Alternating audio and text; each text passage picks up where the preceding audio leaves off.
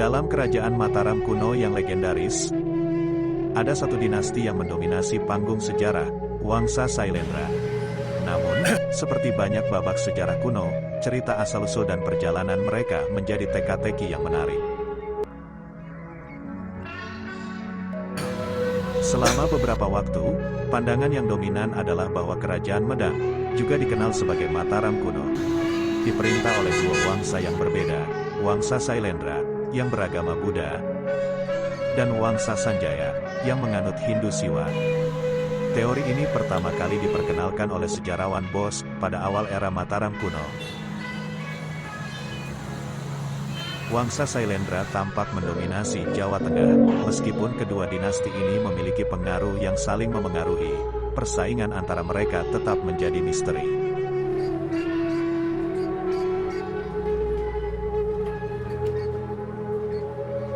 Namun, pendapat Purbacaraka membawa elemen berbeda. Ia menolak pandangan tentang dua dinasti yang berbeda, mengklaim bahwa hanya ada satu wangsa, yaitu Wangsa Sailendra. Menurutnya, Sanjaya dan keturunannya adalah bagian dari Wangsa Sailendra. Pendekatan ini menunjukkan kompleksitas hubungan di antara dinasti ini. Peninggalan kerajaan Mataram kuno dapat ditemui dalam berbagai bentuk, terutama dalam bentuk candi. Candi-candi yang bercorak Buddha, yang diperkirakan berasal dari Wangsa Sailendra, sebagian besar terletak di Jawa Tengah bagian selatan. Di sisi lain, candi-candi yang bercorak Hindu, yang dapat diasosiasikan dengan Wangsa Sanjaya, umumnya ditemukan di Jawa Tengah bagian utara. Prasasti Canggal mengungkapkan bahwa Sanjaya mendirikan Sivalingga baru, yang dapat diartikan sebagai Candi Gunung Wukir, sebagai upaya untuk membangun pusat pemerintahan baru. Hal ini sejalan dengan tradisi Jawa yang percaya bahwa keraton yang telah mengalami pralaya harus pindah dan membangun keraton baru.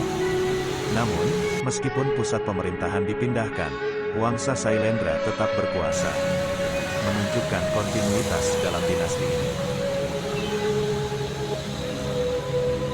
Pendekatan ini juga mendukung fakta bahwa agama dalam keluarga Sailendra mengalami perubahan dari awalnya mengikuti Hindu Siwa menjadi Buddha Mahayana, seperti yang dicatat dalam prasasti Sojomerto. Pernikahan antara Raja Indra dan Dewi Taraf, putri Maharaja Sriwijaya, adalah salah satu momen penting dalam sejarah Sailendra. Candi Kalasan dibangun untuk menghormati Taraf sebagai bodhisattva wanita.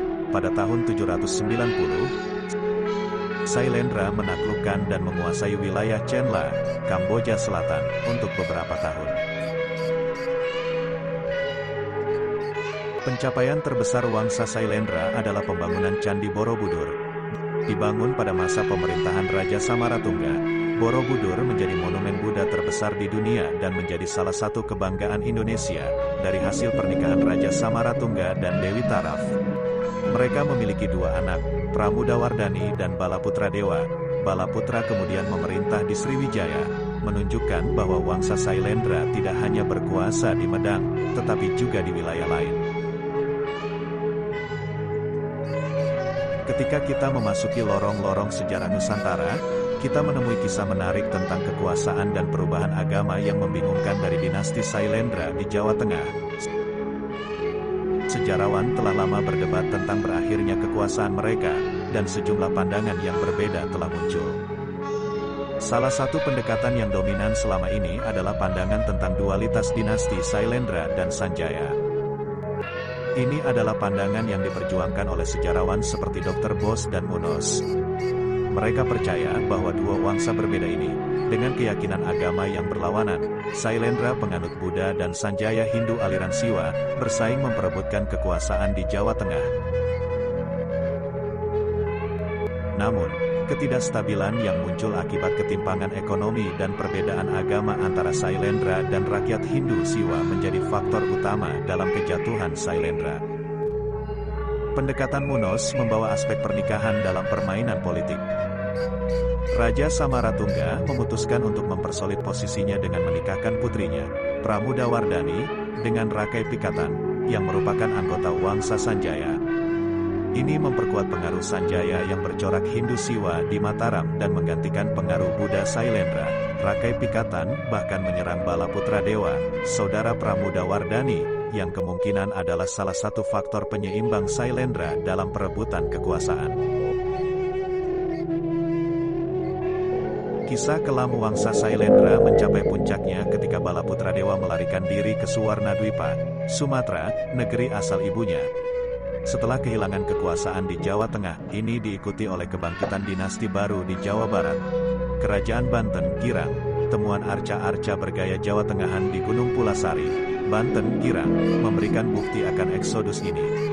Pergeseran kekuasaan ini juga menandai berakhirnya dominasi Sriwijaya atas Jawa, yang berlangsung selama 1 abad. Namun, ada pandangan alternatif yang diperjuangkan oleh sejarawan seperti Purbacaraka dan Bucari. Mereka meyakini bahwa hanya ada satu wangsa, yaitu Sailendra, dan tidak ada sebutan Sanjaya Vamca dalam prasasti apapun. Dalam pandangan mereka, Sanjaya dan keturunannya adalah bagian dari Wangsa Sailendra. Menurut pandangan ini, masa kekuasaan Wangsa Sailendra berlangsung lebih lama, dari pertengahan abad ke-7 hingga awal abad ke-11,